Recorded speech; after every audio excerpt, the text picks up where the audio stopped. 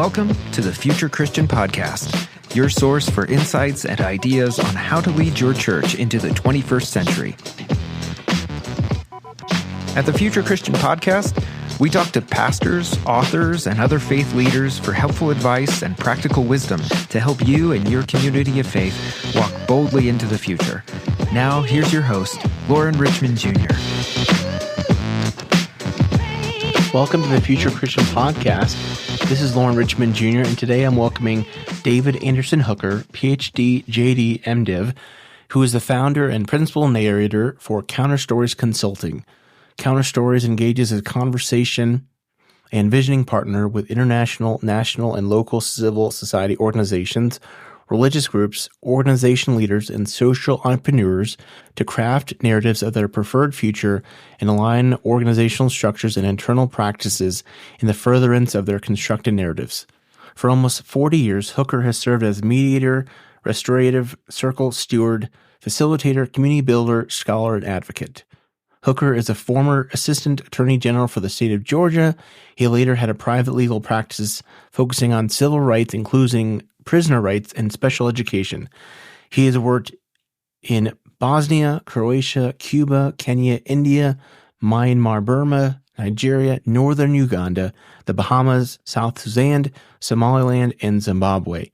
He is a graduate of Morehouse College with a B.S., Washington University at St. Louis with an A.M., University of Massachusetts in Amherst with an MPH and MPA, the Emory University School of Law, J.D., the Candler School of Theology at Emory University, MDiv, and the University of Tilburg in Tilburg, Netherlands, Ph.D. Hooker is an ordained minister in the United Church of Christ, UCC.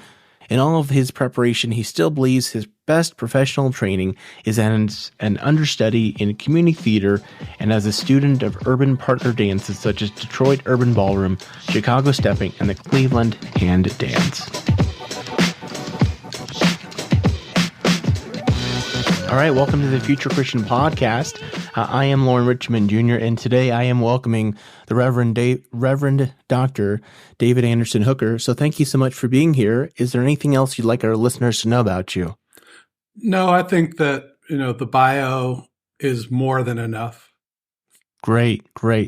Well, thank you so much again. Appreciate your time, and I'm looking forward to this conversation. Share, if you would. I always like to hear from guests just about your faith journey, what that looked like in the past, what that looks like today. So I was raised in a Black Baptist kind of tradition, not a particularly progressive Baptist tradition, but just kind of the community, church as community, community as church experience where people who in other parts of their lives were not necessarily offered a dignified existence could get cleaned up and come in on Sunday, and there was a certain amount of relief and release and capacity to experience themselves as dignified as what the church offered. And so I grew up in that and, getting speaking parts and singing parts and all those kinds of things. And at some point, though, I recognized that the church just maybe it's tradition, maybe it's the theology, but they really didn't have a space for the voice of children. And so when I was able, about 13 or 14 years old, when I was considered old and responsible enough to do this, I left my parents' church and went to find a church of my own where the voice of children and youth was more honored. And so it was still a Baptist church that I found. It was a progressive Baptist church. But it allowed me a different thinking about how voices get included and that the sense of arbitrary exclusion or kind of certain groups of people being excluded because of tradition or practice has always been a pet peeve and a driving force in the work that I do. Mm-hmm. And so I recognize that later on. Later on, college and everything, you go to church, you do all those kinds of things. But as I started getting closer to and responding to a call to ministry for myself, then I had to pay attention to polity, church policy, and some of the things that you would never see that are behind the scenes that you kind of can get a glimpse of, but you don't recognize what the significance is for those things until you're really deciding, where am I going to, set my bucket down? Whose group am I going to play with? And one of the things that I came to learn, because I was in a Methodist tradition when I was beginning my ordination process, and I came to learn that I love bishops as long as they're not mine, right? And so I landed in the United Church of Christ. And it's, for me, there's a space where reconciliation, redemption, inclusion, incorporation become really important. And the United Church has that kind of drive towards an inclusive space. And so I love that. I love that about the disciples. Yeah. And now I've kind of, while I'm still very much part of a United Church of Christ congregation, I've also become part of a small but growing movement. We consider ourselves refugees, like people who are trying to get outside of the dominant narratives of church, particularly dominant narratives of Christianity that don't really point towards liberation and don't really emphasize the need for creating spaces that reject some of the larger dominant narratives, economic and political and those kinds of things. And so I've spent time in and among a group of thoughtful and committed and heartfelt folks. And so that's been the journey to this point. Well, thank you for sharing that. I love your quote there. You love bishops as long as they're not mine. Yeah. And that's, I also wrote down, I'm intrigued by this. You noticed early on and how that shaped your work, how voices are included or excluded. Very intriguing. Yeah. And that, it has a parallel because I also had a dear friend of mine in elementary school who I went to a high school that everybody tested in the city. It's a public high school, but the top percentage of test takers get invited and got all of the advantages for college preparatory work and things like that. And I have a dear friend who was smart, much smarter, I think, intellectually gifted than I am, who happened to be wheelchair bound. And he wasn't even allowed to try to test in because the building didn't support people who had mobility challenges. And so for me, that was one of those places where my call for justice and this arbitrary exclusion kind of blended themselves. And there was nobody at the time in the church who, could tell me why that was wrong or that we should be organizing to undo that, and so I needed to be in and around a faith community where people said that kind of injustice is unacceptable as part of our faith practice. Right. Yeah. Thank you for sharing that. I'm curious, what's a spiritual practice that's been meaningful for you? So I'm closely attached to scriptures, but also I love reading the sayings of the Desert Fathers and some other contemplatives and kind of spending time in kind of a quiet time. Sometimes it's 15 minutes, sometimes it's as much as an hour in kind of reflection on some of these thoughts, sayings, learnings from the Desert Fathers, from Howard Thurman, Richard Rohr, to some extent, Thomas Merton, some of the contemplatives like that. So, if I may ask, what is it about those contemplative folks that stirs something within you? I'm curious. So, I've only recently been able to articulate that I think that one of the problems of faith these days is it comes with too many answers and not enough questions. Whoa. And my understanding of the way of Christ was that it presented a mystery, and that it was a thing that was unfolding that we had to live into, and that there weren't certainties, an already always established system. And so I think that those folks, Howard Thurman, Thomas Merton, St. John the Divine, all those, some of the other Desert Fathers, they remind us that this faith pursuit is fully mystery, right? That's good. That's good.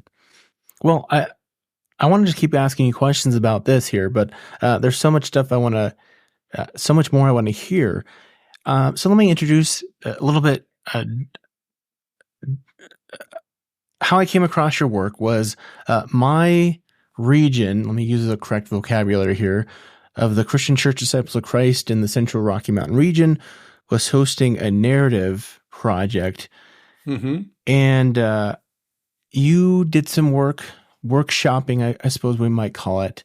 And I was really intrigued, but perhaps before we jump into that, if you would share a little bit about kind of your broader work consulting with churches, maybe how you got into it and what kind of drives, what really motivates you about that work.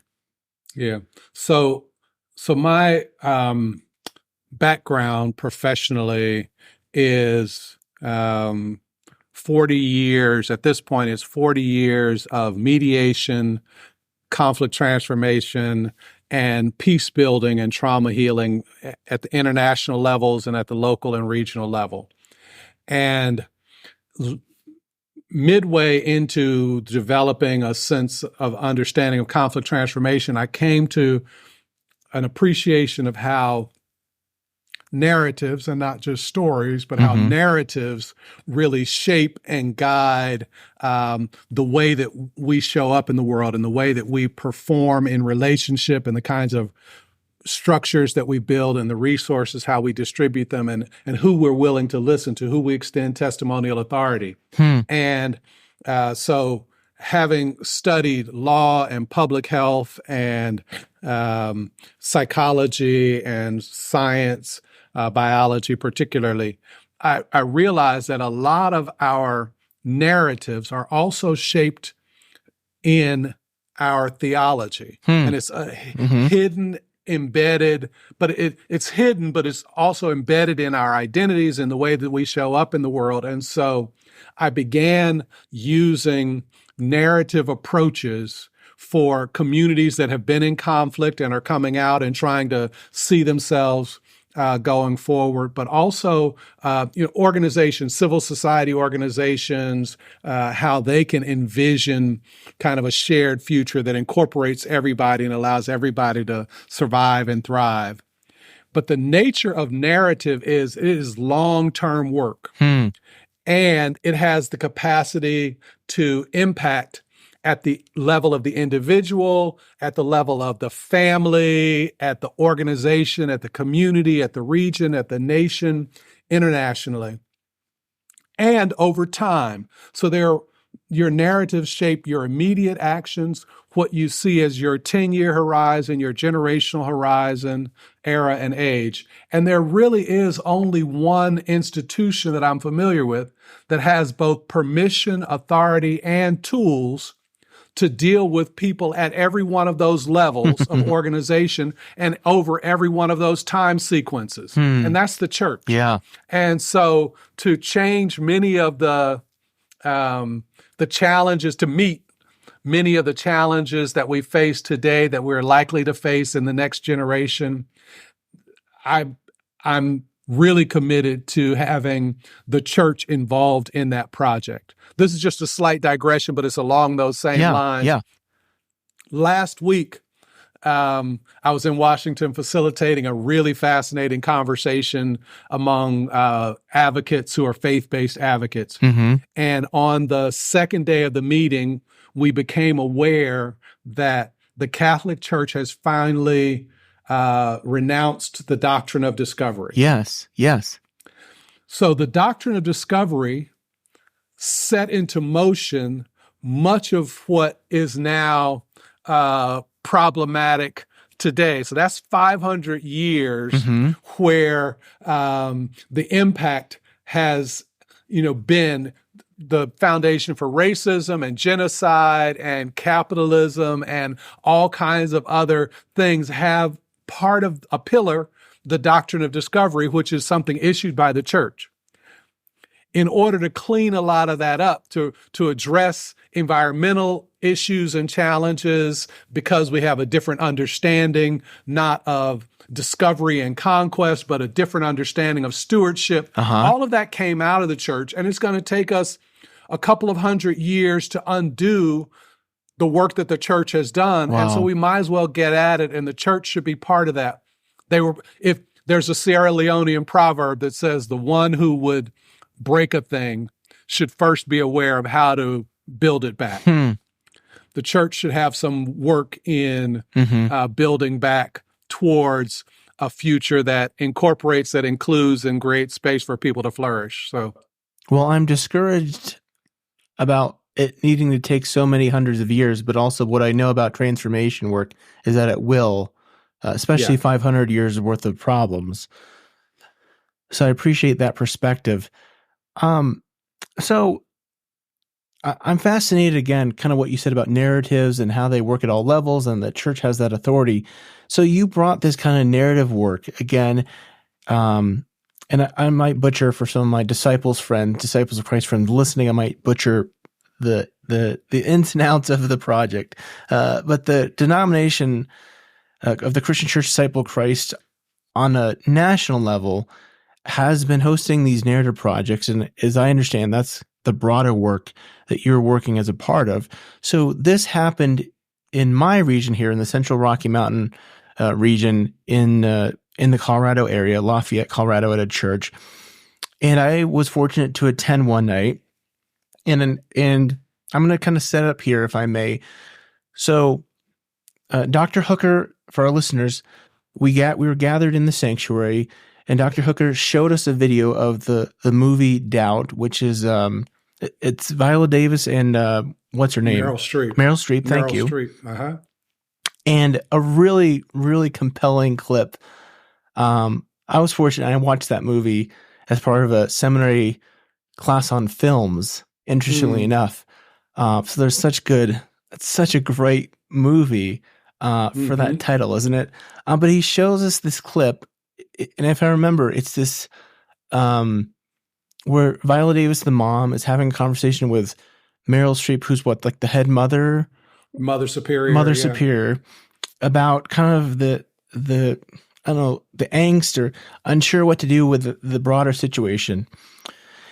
So Dr. Hooker then has us take a break, gathers us back into a classroom setting.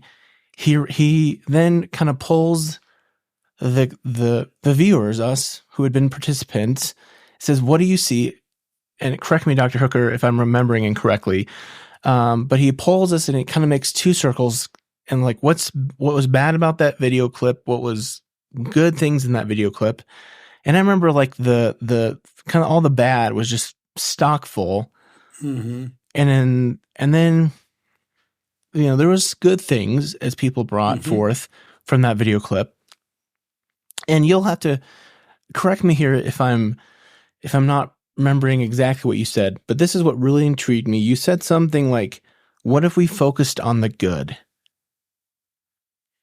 Yeah. So what we were doing there was identifying kind of problem, not good or bad, but the problem narratives, like what is happening here that seems like it constrains people from being fully who they are. Viola Davis wants to be the best mother she can be. Meryl Streep wants to be the best mother superior. There's a child involved. There's a priest involved. There's a another parent involved, and they're not in the scene, but they're in the scene, right? And so what just seem to be the forces? We start with this notion that the people aren't the problem. Right. The problem is the problem. And so how would you name that? And so when you start naming kind of some of these challenges and seeing how they create constraint, that's, I think, the circle that you describe as kind of what's bad. It's like, how are these problems being produced, and then what does it generate? If part of the problem is the notion of kind of a hierarchy of power, and then also, economic constraints and race, what is that producing? What are people doing? How are people acting in the face of that? Because what you want to know when you say the people aren't the problem, when we name the problem, then you get to notice that several people are reacting to the same problem. So it's not that the people are the problem is the problem. And how are we noticing how people react to that problem? Because that's producing the context. In the same way, at the same time, everything that's happening in that same scene isn't problematic. There are some really good and wonderful and tender moments in the same conversation, that same little clip. And so what often happens is people get focused on the problematic and they forget to notice the other possibilities, the unique, positive outcomes that are also happening in the same moment. And then the question isn't necessarily how do we focus on the good, but if you choose between these problematic narratives and these unique counter narratives, if you had a choice, would you choose one or the other? And if so, then how do you organize your life? How do you shape your relationships, the way that you use your resources? How do you change structures or extend testimonial authority so that this becomes the more dominant narrative, right? This narrative where things are tender and there's caring and there's love being expressed and there's some effective communication going on, and how do you create that as the dominant narrative for this community or for that group? So let me workshop this a little bit, if I may, with you in real time, and hopefully it's helpful to the listeners here. So again, one counter narrative that I think you mentioned, and I certainly notice, is the amount of love that certainly Viola Davis has for her son. It's really powerful. She portrays it so well. It's such a powerful scene. I'll stop gushing over the acting ability of both those actors. But I think you could also say, or at least I would say, I think there's some level of strong care and concern from Meryl Streep, right? Right. So talk more, if you would, about that counter narrative of love. There's a lot of love for this young child, right? And so that's why you want to talk about the thing that produces the actions and not the actions. If you only think of the actions, you forget to notice what the problematic is or what the unique possibilities are. But if you notice what's making those possibilities, when both Viola Davis and Meryl Streep in their own way express a care and concern for the child, it sounds very different. Yeah, right. But if you go down to and you look at it, you can say, well, they're both trying to express a care and concern for the child. Well, what else would be important as part of their expressing a care and concern for the child? The violence-free, the success in schools, and some of the other things that they were asking for or seeking, right? So you get to notice all of those. I would say that the people who were creating a threat for the child, the people who, the father, some of the bullies, were actually also in their own way trying to protect the child from a life of misery. Wow. They had in mind that pursuing this way of being and this identity is actually going to create the likelihood of a life of misery. And so all of them are reacting to this concern in very different ways. That's very powerful. And I'm going back to your main point there, that when through this, if I'm processing right, then through this line of thinking, then the people aren't the problem. And maybe this is simplistic and I should be seeing this. And what is the problem, we might say? Well, that's what you were naming when you talked about kind of the hierarchy and race and the misinformation and the separation of the spheres of life, the power dimensions, both gendered and raced and economic power and the abuse of power, the misuse or the misallocation of resources. Those were all things which, when they mix, produce all kinds of things. It's not like there's one problem that produces one outcome. There are multiple components of a problematic that produce all kinds of both problem constraining stories and also stories that present the possibility of liberating full flourishing, right? So they're all mixed in there together. Yeah. So if I'm understanding you correctly, then your approach is, let's not try to tackle these problems. Your approach is, how can we, maybe my words, and tell me if you think of different wording, foster, engender, co-create love. Is that fair? Well, how do we co-create a context or an environment in which things like love and compassion and caring are more honored, are more likely? So this is the thing about when there are multiple narratives present in your life, every action that you take affirms one of those narratives as a choice over others. Okay. Actions. And so I'm sorry to cut you off. I need it from my notes. So actions affirm narratives. They affirm a particular narrative over another. If there are multiple narratives that are present, that are available, like we saw in that little clip, there are multiple narratives that are available, and the choice of action decides which among those narratives you are affirming, right? And the ones that you affirm become your habit. And your habits continue to produce the context that you live in. And so the question isn't, how do we show more love? The question is, how do we create a context in which the choice of loving and being compassionate and being thoughtful and being protective is as likely or more likely than the choice of being violent or repressive or dismissive or racist or something like that? How do we create that context? Because what you want is for it to become habit, so people don't have to think about it so often. When you change your diet, when you're trying to eat better, right, it's good. You change your diet. Part of what you do is you change the practice of how you shop. Get rid of all the junk food.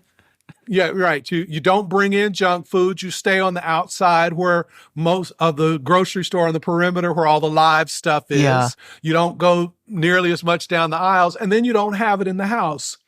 And so then it becomes a habit to not eat certain ways. And so then when you're out and you've got a choice, there are oranges over here and there are, Oreos over here. I have a choice. My habit is to have an orange. That's how I satisfy my sweet, my sweet tooth is just over here.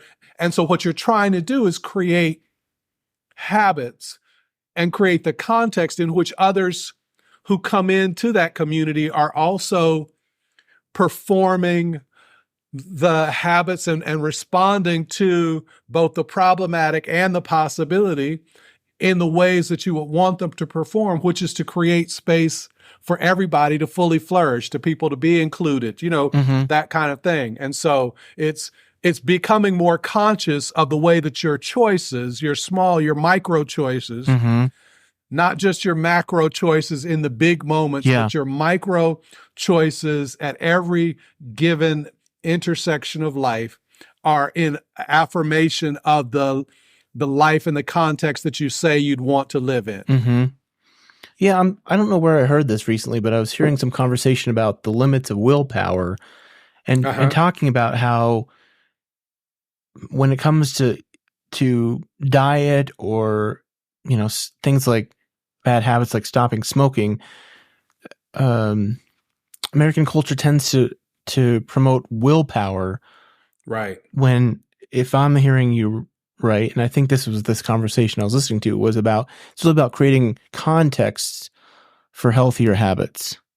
Right. Right.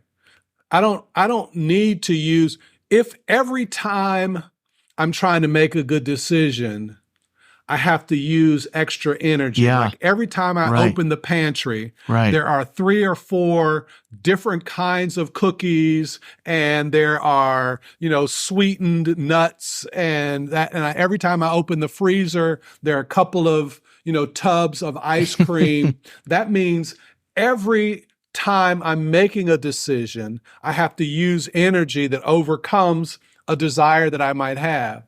And so creating the context so that, so those aren't necessarily the micro decisions that I have to make, give me the capacity to make meso and macro decisions more effectively, because they're part of my habits and they become part of my identity. The way that I know myself is being generous and healthy and, exercising and those kinds of things. And so as that is more and more part of my identity, then it's less and less a matter of will. It's just me being who I am.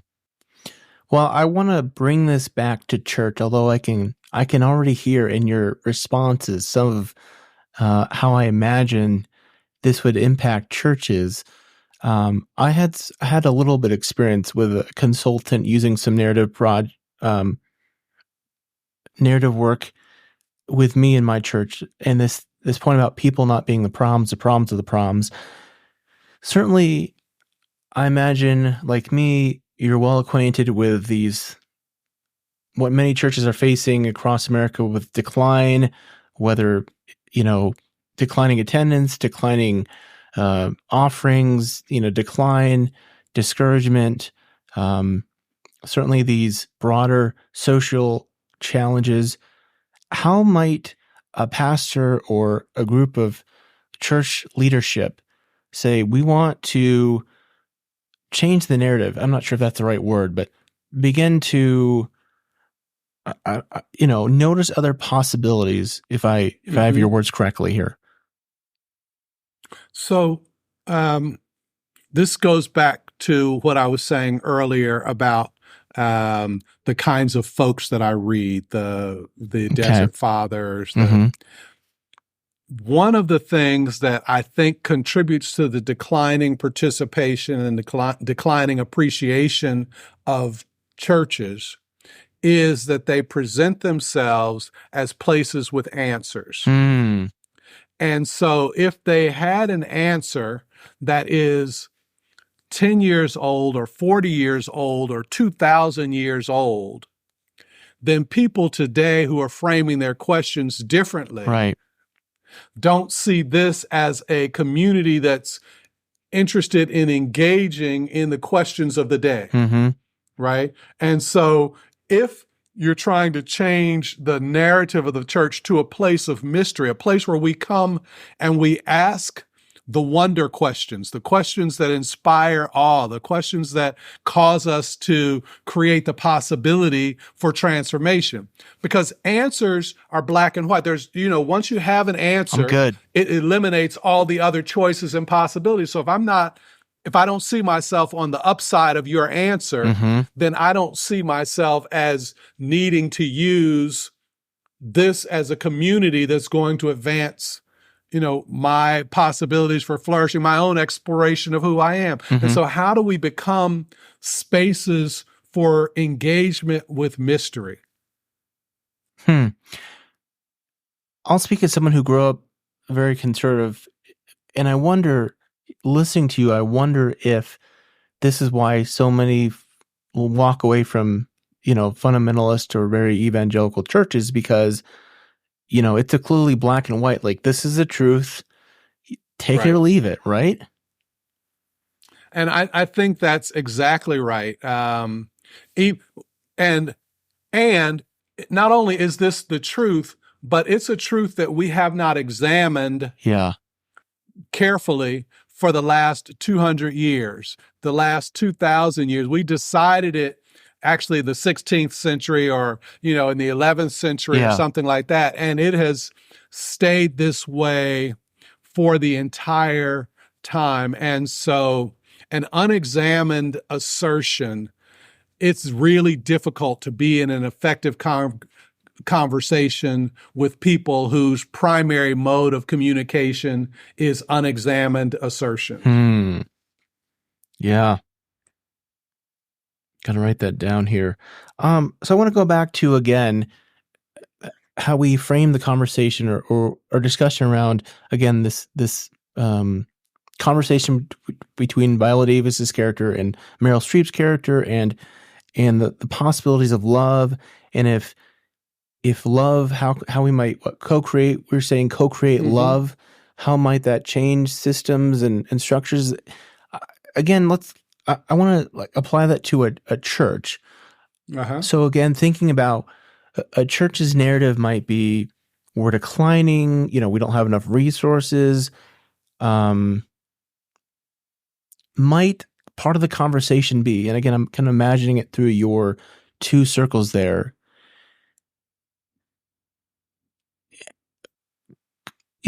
is part of the goal then to, I'm thinking out loud here, working with a church to say like, yes, to get them to think like, hey, we're nimble, we're flexible because we're not bogged down by budgets, and then kind of run with that kind of thing. Like, how might that foster reimagining? Well, so the reason that, we use like that one clip to start off as a practice and then to pull out both the problematic and the counter narrative is because they both exist in that space at the moment. And so while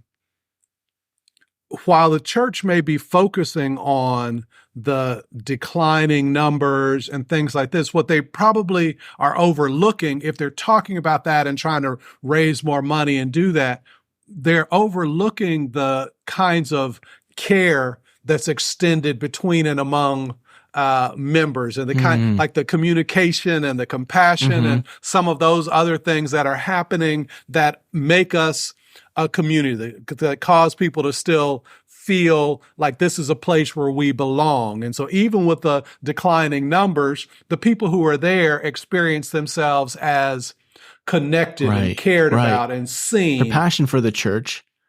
Right. And so if we were to be connected and cared about and seen as part of a community, what about the people who are right around this building who don't see themselves as being heard, seen, or respected? How do we present ourselves not as a place where there are answers, but as a community that is willing to walk with you in compassion and care? And like, what would we do differently if that's what we wanted to be known? Because I have a sense that if the people in the community knew that part of your story, some of them would wander through. Yeah. I'm sorry, I'm writing this down here. What would we do differently if we were known by a different story? Right. And that's always the question. Like, if this other narrative, if we wanted this to become our dominant narrative, one of care and compassion and consultation and inclusion, if we wanted that to become our dominant narrative, how do we change relationships? How do we change our resource distribution? What structures would we have to shift?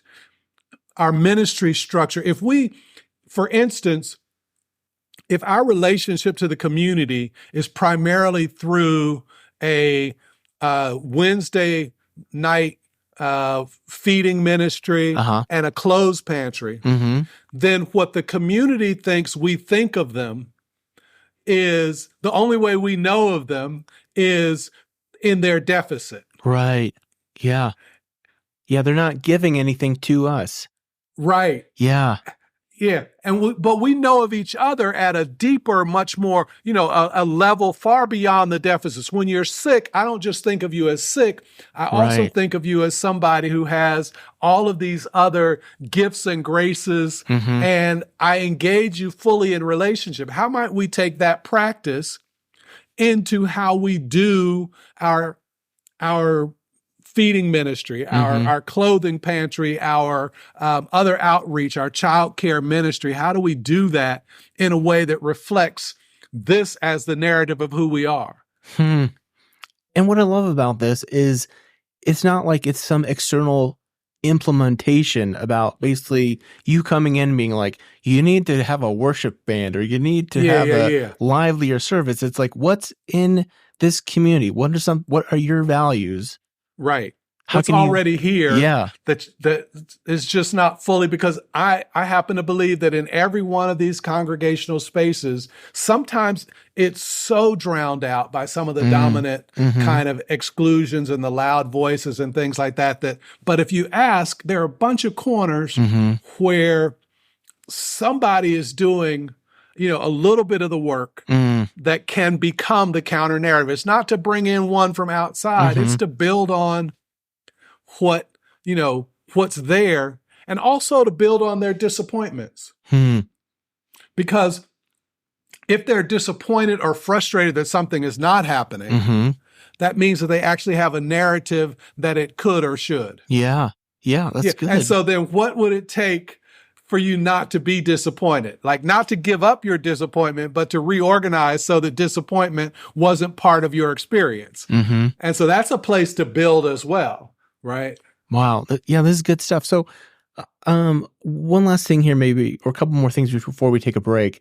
So I heard this from another conversation I had with two authors making the point that story and storytelling is the best way to undermine the bureaucracy. And I think that's what I'm hearing from you. Is that fair?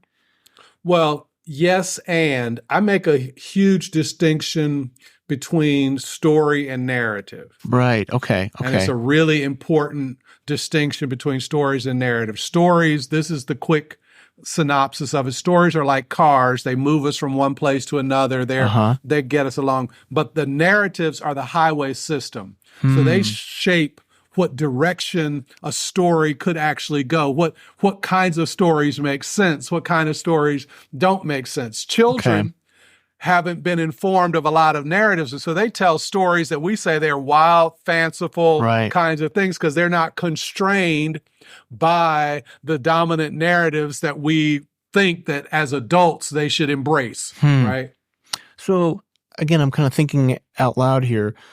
So if I'm hearing you right, this is where even some storytelling could get off the rails, so to speak, in a church, because if the narrative is one of, we try new things and it always fails, or we're not good at reaching new people, or no one wants to come see us. Yeah, those are how the stories to you. I like that highway. Like, yeah, the stories will be aligned with that particular. And other people won't listen to, if you tell a story of joy in the midst of people who are experiencing depression, they kind of won't, they're going to slide that to the side. That may be an exception, but that's not who we are. Boy, that's good. Yeah.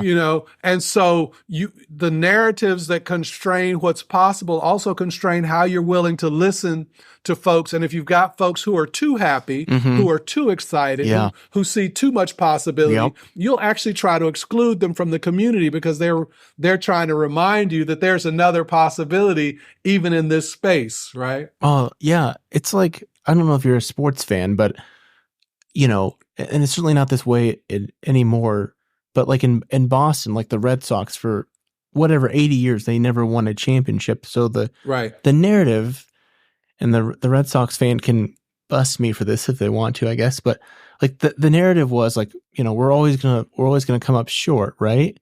Yeah. That's so interesting. So interesting. Let me give you one more thing before we take a break here. Is there anything what's maybe one piece of advice or one thing you'd say to a pastor or church leader, trying to do this work?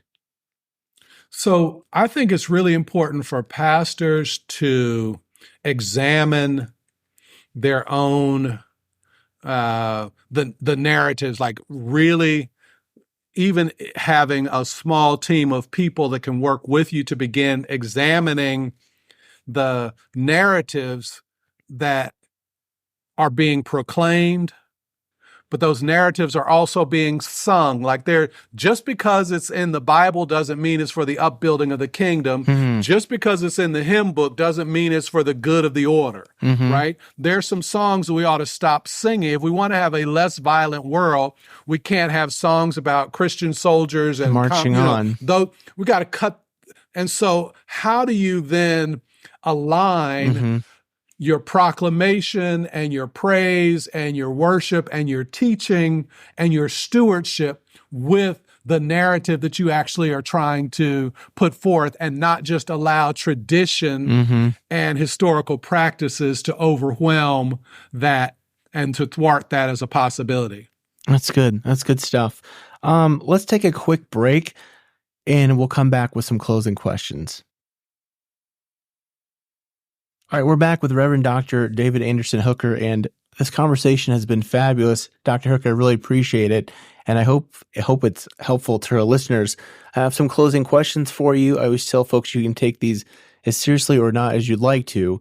If you're Pope for a day, what that might that day look like? What would you want to do? Sort of thing. Well, there are still a lot of narratives of the church that exclude, that repress. And so if I only get one day, I'm going to put some orders in really quickly to kind of create some stuff, including creating, a commitment to Ubuntu, to recognizing our interconnectedness. Because if we recognize our interconnectedness, then some of those things that we tend to do to exclude would automatically be problematic. It would address gender issues, it would address environmentalism, it would speak to the economy, all kinds of things. So let's get that. I guess you better work on some hand strengthening for all that writing you do. Right, yeah, exactly. A theologian or historical Christian figure you'd want to meet or bring back to life? I mean, Howard Thurman, for sure. Love to spend some time with Howard Thurman. And right now, we could benefit from some Dietrich Bonhoeffer. Like during tough times, is there a way to be faithful and loving and compassionate that doesn't necessarily violate some of the moral and ethical principles of the church? Like and Bonhoeffer would be a wonderful counsel for that, because right now the church is in peril of completely losing its capacity for transformation in the world. Wow, it's scary stuff. I mean, as someone who loves the church, it's scary to hear that. But I don't disagree. What do you think history will remember from our current time and place? It really depends. It will remember that there was a struggle, that there was a deep contestation for the narratives that were going to become dominant. Are we going to be autocratic, exclusive, continue our repression, or is this the time that flourishing breaks open, right? And what history will remember is that contestation was happening, right? So it will remember the fight, and time will tell which part won. But, what history will remember from now is that there were people who were willing to contest. What are your hopes for the future of Christianity? That we would be willing to re-examine the principles and practices that limit full flourishing for everybody. Like, in order to make the invitation exciting, not to proselytize, not to change, not to convert people, but to make the invitation to Christian community and exciting, to make it really invitational. Yeah. We have to be willing to re-examine a lot of the ideas that really were based in capitalism with a Western hierarchical male understanding of the world. Mm-hmm. And from that, and so I'm hoping that we get enough refugees that we would be willing to continue to examine that question, to create a counter narrative. Yeah, this is fabulous. Share with folks how they can connect with you, get acquainted with your work, that sort of thing. So anytime you're searching for CounterStories, you can find work on CounterStories. And then because I'm connected to so many different institutions, just kind of searching me, and you find some of it at Duke and some of it at Boston and some of it at Just Peace and, some of it here in Atlanta and all over the world. So just find those ways and then feel free to reach out. Awesome. Well, I really appreciate the conversation. I know I found it fascinating. I hope it's helpful to our listeners. Really appreciate the time again. I always leave folks with a word of peace, so may God's peace be with you. Peace. Thanks for joining us on the Future Christian Podcast. To learn more about Lauren or the podcast, visit future-christian.com. One more thing before you go. Do us a favor and subscribe to the podcast. And if you're feeling especially generous, leave a review. It really helps us get the word out to more people about the podcast. The Future Christian Podcast is a production of Torn Curtain Arts and Resonate Media. Our episodes were mixed by Danny Burton, and the production support is provided by Paul Romig-Levitt. Thanks, and go in peace.